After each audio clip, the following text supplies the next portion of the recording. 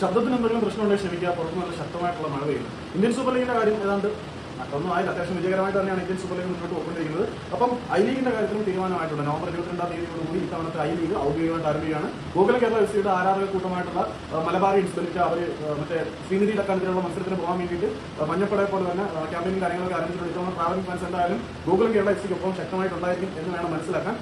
ഇതുവരെ ഗോകുലം കേരള എഫ്.സി വളരെ വലിയ പ്രതിസന്ധികൾ നേരിട്ടും നമുക്കറിയാമായിരുന്നു. നമ്മുടെ കോഴിക്കോട് കോർപ്പറേഷൻ സ്റ്റേഡിയവുമായിട്ട് ബന്ധപ്പെട്ട് അത്യാവശ്യം ചില തർക്കങ്ങൾ നിലനിൽക്കുന്നുണ്ടായിരുന്നു. ഹോം ഗ്രൗണ്ടിൽ നിന്ന് അവരെ ഇറക്കി വിടുന്ന തരത്തിൽ ചില അഭ്യൂഹങ്ങളൊക്കെ ഉണ്ടായിരുന്നു. പക്ഷേ ഇപ്പം അത്തരത്തിലുള്ള യാതൊരു പ്രശ്നങ്ങളുമില്ല. ഗോകുലം കേരള എഫ്.സിയുടെ ഹോം ഗ്രൗണ്ട് ആയിട്ട് കോഴിക്കോട് കോർപ്പറേഷൻ സ്റ്റേഡിയം തുടരും.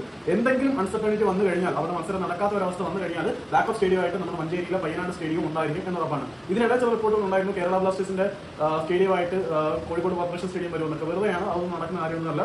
കാരണം കേരള ബ്ലാസ്റ്റേഴ്സ് കോർപ്പറേഷൻ സ്റ്റേഡിയമായിട്ട് ബന്ധപ്പെട്ട് ഒരു ഫീസിബിലിറ്റി സ്റ്റഡി നടത്തിയതായിട്ട് നമുക്കറിയില്ല. നേരത്തെ പയ്യനാട് സ്റ്റേഡിയത്തിൽ ഒരു ഫീസിബിലിറ്റി സ്റ്റഡിയും കാര്യങ്ങളൊക്കെ നടത്തിയിട്ടുണ്ടായിരുന്നു. അതൊന്നും നടക്കില്ല എന്ന് തിരിച്ചറിഞ്ഞതിനെ തുടർന്ന് വീണ്ടും കൊച്ചിയിലേക്ക് തന്നെ പോയി അവിടെ തന്നെ ഉറപ്പിക്കാനാണ് തീരുമാനിച്ചത്. പക്ഷേ മലബാറിലേക്ക് വന്നാൽ കിട്ടുന്ന സപ്പോർട്ട് വളരെ വലുതായിരിക്കും എന്ന കാര്യത്തിൽ യാതൊരു സംശയമില്ല. പക്ഷേ ഗോകുലം കേരള എഫ്.സി തങ്ങളുടെ ഹോം ഗ്രൗണ്ട് ആയിട്ട് UMS കോർപ്പറേഷൻ സ്റ്റേഡിയത്തിന് ഉറപ്പിക്കുകയും ചെയ്തു. അതുകൂടാതെ ബാക്കപ്പ് സ്റ്റേഡിയമായിട്ട് മഞ്ചേരി പയ്യനാട് സ്റ്റേഡിയത്തിന്റെ കാര്യത്തിലും ഉറപ്പ് വരുത്തിയിട്ടുണ്ട്. നമ്മൾ കുറെ ദിവസമായിട്ട് കണ്ടതൊക്കെ ഭയങ്കര ലാഗാണ്, ഭയങ്കര മോശമായിട്ടാണ് ഞാൻ ചെയ്തുകൊണ്ടിരിക്കുന്നതെന്ന് അറിയാം. എന്തായാലും ഇനി സെറ്റാക്കാം നമുക്ക്.